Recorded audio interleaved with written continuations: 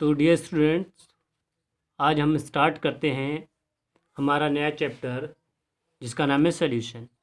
Solution is a very important chapter for academic and competitive both purpose. लेकिन जितना ही ये chapter important है उतना ही इजी चैप्टर है। इस चैप्टर को समझने के लिए बस आपको बेसिक कॉन्सेप्ट समझना ज़रूरी है। तो आप लोग सबसे ज़्यादा फोकस करेंगे बेसिक कॉन्सेप्ट समझने में कि इसके बेसिक कॉन्सेप्ट क्या हैं और ये चैप्टर कहता क्या है, इस चैप्टर के अंदर आपको पढ़ना क्या है, ये बेसिक चीज़ें आपको देखनी है। जिसके उसके बाद ये चैप्टर बहुत ज़्यादा ईजी होने वाला है। तो सबसे पहले हम बहुत ज़्यादा डिटेल में न जाते हुए सबसे पहले अपने टॉपिक पर ही आते हैं। देखिए, सॉल्यूशन क्या होता है। सबसे पहले तो मैं आपसे यही पूछना चाहूँगा, what is the definition of solution. तो सॉल्यूशन आप बोल सकते हैं, सॉल्यूशन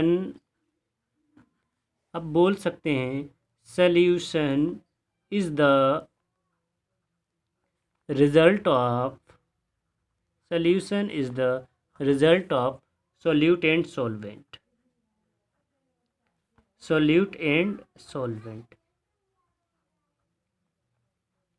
ठीक है, आप ये बोल सकते हैं solution is the result of solute and solvent, या फिर आप यहाँ पर इसकी सॉल्यूशन की दूसरी डेफिनेशन लिख सकते हैं। A solution is a homogeneous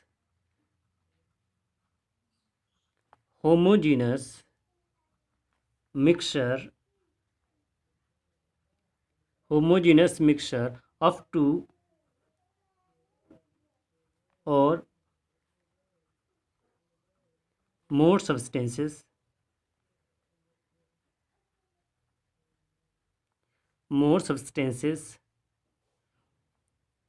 whose composition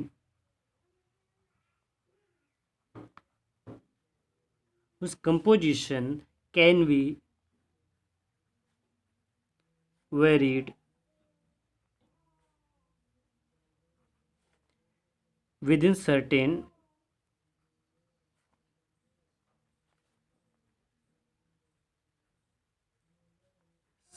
limit. ठीक है, तो यहाँ पर आप देख रहे हैं कि दो डेफिनेशंस जो मैंने आपके सामने लिखी हैं। एक तो सिंपल मैंने बोल दिया solution is the result of solute and solvent. दूसरी डेफिनेशन मैंने लिखी है a solution is a homogeneous mixture of two or more substance whose composition can be varied within certain limits। तो ये आपके सामने दो डेफिनेशन हैं सॉल्यूशन की। यानी आप नॉर्मल वर्ड्स में, जनरल वर्ड्स में एक बात कह सकते हैं कि when solution and solvents are combined with each other then resulting mixture is called as solution। आप नॉर्मल वर्ड्स में ये बोल सकते हैं। ठीक है, तो देखिए जो मैंने ऊपर फर्स्ट डेफिनेशन बताई है, solution is the result of solute and solvent. तो सबसे पहले हम ये देखते हैं सॉल्यूट क्या होते हैं और सॉल्वेंट क्या होते हैं। जब तक हमें सॉल्यूट और सॉल्वेंट के बारे में नहीं मालूम होगा हम सॉल्यूशन को नहीं समझ सकते। अब देखिए सॉल्यूट क्या होता है, सॉल्वेंट क्या होता है। तो देखिए सॉल्यूट क्या होता है, सॉल्यूट की हम डेफिनेशन लिखते हैं। सॉल्यूट क्या होता है तो आप हमेशा याद रखना, द कंपाउंड या the substance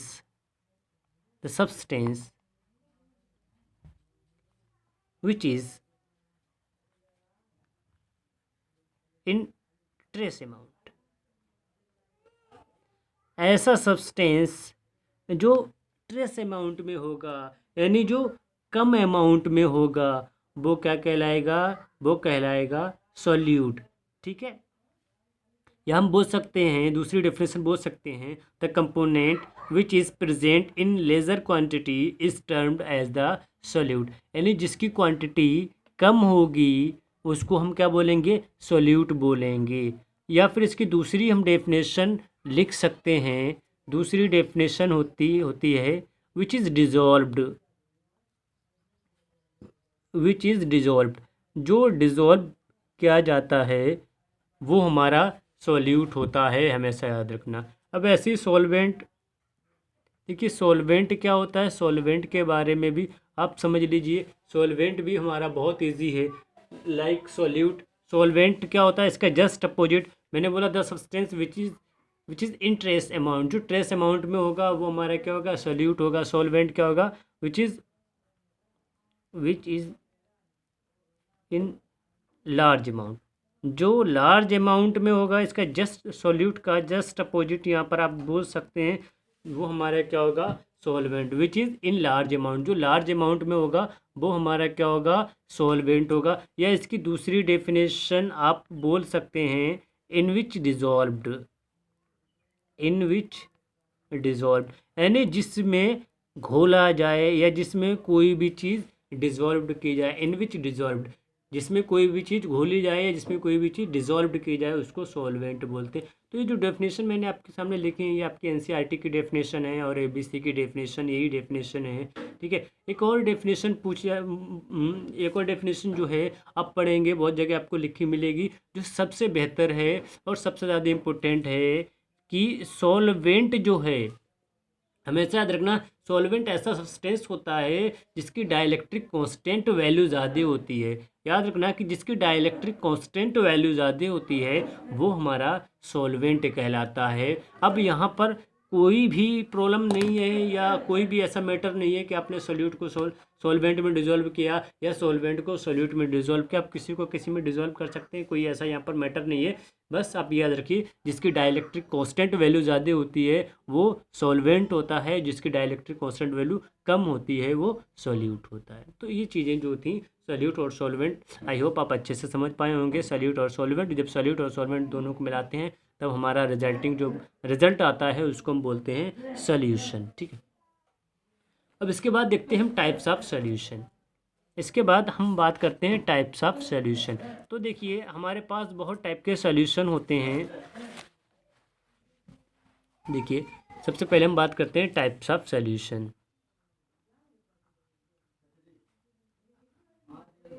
types of solution, हमारे पास कितने टाइप्स के सॉल्यूशन होते हैं। तो देखिए हम अच्छी तरीके से जानते हैं कि हमारा सॉल्यूट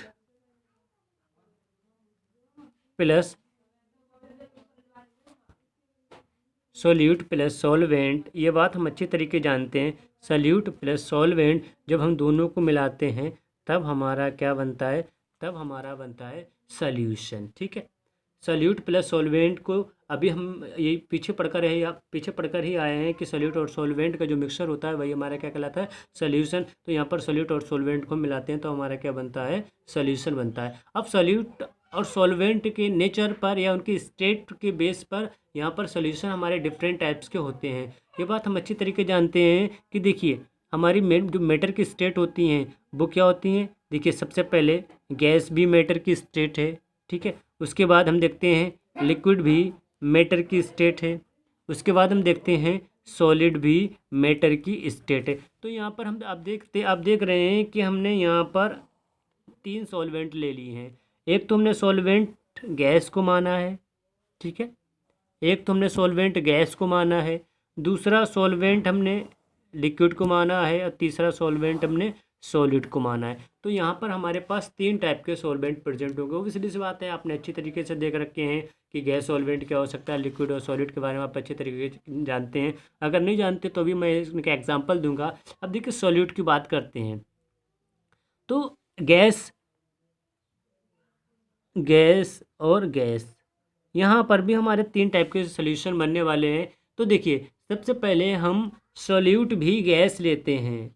सबसे पहले solute gas plus solvent gas, दोनों ही गैस हैं, सॉल्यूट भी गैस और सॉल्वेंट भी गैस। तो इनका जो हमारा सॉल्यूशन बनेगा वो क्या कहलाएगा, वो सॉल्यूशन है। नॉर्मली सी बात है, सॉल्यूट और सॉल्वेंट को मिलाते हैं तो हमारा सॉल्यूशन बनता है। तो यहाँ पर इस टाइप का हमारा कोई सॉल्यूशन प्रेजेंट है, गैस और गैस का क्या कोई सॉल्यूशन है, बिल्कुल है। वो हमारा क्या है, वो हमारा मिक्सचर ऑफ गैसेस। क्या है, मिक्सचर ऑफ गैसेस। अरे भाई एयर आप बोल दीजिए, एयर सबसे अच्छा एग्जाम्पल है भाई, आप एयर बोल दीजिए, एयर सबसे अच्छा एग्जाम्पल है। एयर के अंदर आप देखते हैं कार्बन डाइऑक्साइड होता है, मीथेन होता है, नाइट्रोजन होता है, बहुत सारी गैसेस उसके अंदर सोल्यूबल हैं। तो वो एक टाइप का मिक्सचर है। तो वहाँ पर आप देख सकते हैं कि जो नाइट्रोजन है, नाइट्रोजन सबसे ज़्यादा अमाउंट में प्रेजेंट होती है, हमारे एटमॉस्फेयर में सबसे ज़्यादा अमाउंट में नाइट्रोजन प्रेजेंट होती है, तो नाइट्रोजन हमारा सोलवेंट है, और इधर गैसेज हैं वो हमारी सोल्यूट हो जाएंगी। तो यहाँ पर सोल्यूट भी गैस है और सोलवेंट भी गैस है। जो आपका सोल्यूशन है वो सोल्यूशन आपके सामने है, यानी मिक्सचर ऑफ गैसेज। तो इस टाइप का सोल्यूशन क्या है, मिक्सचर ऑफ गैसेज। दूसरा, अब यहाँ पर हम क्या कर रहे हैं, सॉल्वेंट हमारे पास वही है, गैस ही है, लेकिन हम क्या कर रहे हैं, सॉल्यूट चेंज कर देते हैं। सॉल्यूट हमने क्या ले लिया, सॉल्यूट हमने ले लिया लिक्विड। ठीक है, तो इसका एग्जांपल क्या है, इसका एग्जांपल है chloroform mixed with nitrogen gas. ठीक है,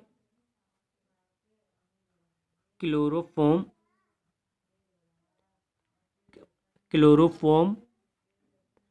with nitrogen gas with N2 gas. तो इसका एग्जांपल क्या है, क्लोरोफॉर्म विद N2 गैस। या फिर दूसरा आप नॉर्मल से बोल सकते हैं ह्यूमिडिटी। भाई ह्यूमिडिटी क्या है, वाटर वेपर इन एयर।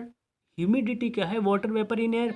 तो वाटर क्या है, वाटर वेपर तो वाटर वेपर क्या है, वाटर वेपर हमारा लिक्विड है। ये बात हम अच्छी तरीके जानते हैं कि वाटर वेपर हमारा क्या है, लिक्विड है, और वो किस में है, एयर यानी गैसेस में। तो वहाँ पर गैसेस जो हैं वो बहुत ज़्यादा अमाउंट में हैं, और जबकि वहाँ पर गैसेस के कंपेयर में जो लिक्विड है नहीं, वाटर वेपर है, वो ट्रेस अमाउंट में है। तो ये हमारा जो वाटर वेपर है वो हमारा क्या हो जाएगा, सोल्यूट हो जाएगा, और जो गैसेस हैं वो हमारे क्या हो जाएंगे, सॉल्वेंट। तो इसका मैंने एग्जांपल आपको बताया, क्लोरोफॉर्म विद N2 गैस। एक तो ये एग्जांपल है क्लोरोफॉर्म विद N2 गैस। ये दूसरा सबसे अच्छा एग्जांपल है इसका ह्यूमिडिटी, जो मैंने आपको बता रखा।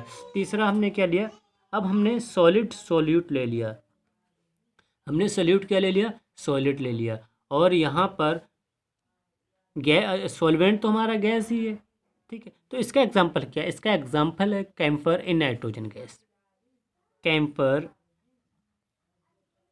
इन N2 gas, camphor in N2 gas. यह सबसे अच्छा एग्जांपल बोल सकते हैं डस्ट या स्मोक। डस्ट क्या है भाई, डस्ट के अंदर क्या होते हैं, सॉइल पार्टिकल्स होते हैं।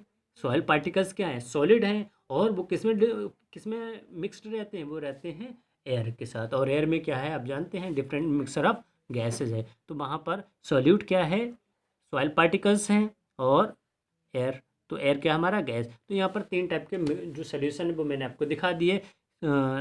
सॉल्यूट सॉल्वेंट के जो यहाँ पर हमने एक में जो गैस है वो सॉल्यूट लिया है, दूसरे में गैस सॉल्वेंट लिया, फिर लिक्विड सॉल्यूट लिया है लेकिन सॉल्वेंट हमारा गैस रहा, फिर तीसरे में सॉल्यूट लिया है और हमारे पास जो सॉल्वेंट है वो बही रहा।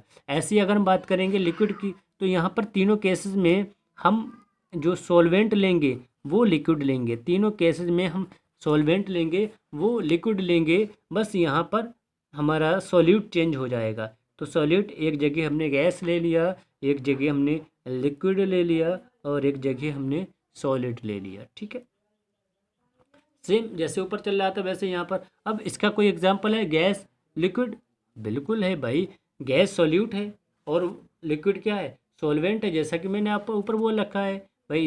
इधर वाला इस कॉलम वाला जो है वो हमारा सॉल्यूट है, इस कॉलम वाला हमारा क्या हो जाएगा, सॉल्वेंट होगा। ठीक है, तो इनका आप देखिए, इनका एग्जांपल क्या है, गैस आपका क्या हो जाएगा, सॉल्यूट यानी ट्रेस अमाउंट में होगा, और लिक्विड आपका क्या हो जाएगा, ये लार्ज अमाउंट में होगा। तो इसका एग्जाम्पल क्या है, अरे भाई O2 इन वाटर, O2NH2O।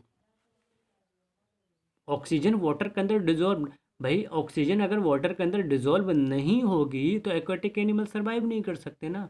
तो एक्वाटिक एनिमल सर्वाइव करने के लिए सबसे उनका जो एक्वाटिक एनिमल का सर्वाइव करने के लिए सबसे ज़रूरी क्या है, O2। तो O2 कहाँ डिजोल्व रहती है, O2 डिजोल्व रहती है वाटर में। तो दूसरा इसका एग्जाम्पल है O2 इन H2O। फिर लिक्विड सोल्यूशन, तो लिक्विड सोल्यूशन का तो आप कोई भी सोल्यूशन बना सकते हैं, जैसे ethanol in water, ethanol in water सबसे अच्छा एग्जांपल है, एथेनॉल इन वाटर। ठीक है, दूसरा एग्जांपल देखिए, आप बोल सकते हैं मिल्क इन वाटर। भाई मिल्क क्या है, मिल्क भी लिक्विड है, वाटर भी लिक्विड है, मिल्क इन लिक्विड आप बोल सकते हैं नॉर्मली सी, तो कोई प्रॉब्लम नहीं। उसके बाद देखिए सॉलिड एंड लिक्विड, जो हमारे पास नेक्स्ट है वो क्या, सॉलिड। यानी सॉलिड हमने क्या लेना है, सॉलिड हमें लेना है सॉल्यूट, और लिक्विड हमें क्या लेना है, सॉल्वेंट। तो लिक्विड सॉल्वेंट की बात करते हैं तो सबसे पहले हमें याद आता है H2O। हमारे पास H2O सबसे अच्छा सॉल्वेंट है लिक्विड में। अब सॉलिड की बात करेंगे, लेकिन सॉलिड हमें सॉल्यूट चाहिए, तो देखिए इसके लिए आपके पास बहुत सारे एग्जाम्पल हैं। आप NaCl ले लीजिए, आप यहाँ पर C6H12O6 ग्लूकोज ले लीजिए, आप यहाँ पर C12H22O11, आप यहाँ पर शुगर ले लीजिए। तो यहाँ पर बहुत सारे ऐसे एग्जाम्पल्स हैं जो वाटर के साथ आप ऐड करके ले सकते हैं।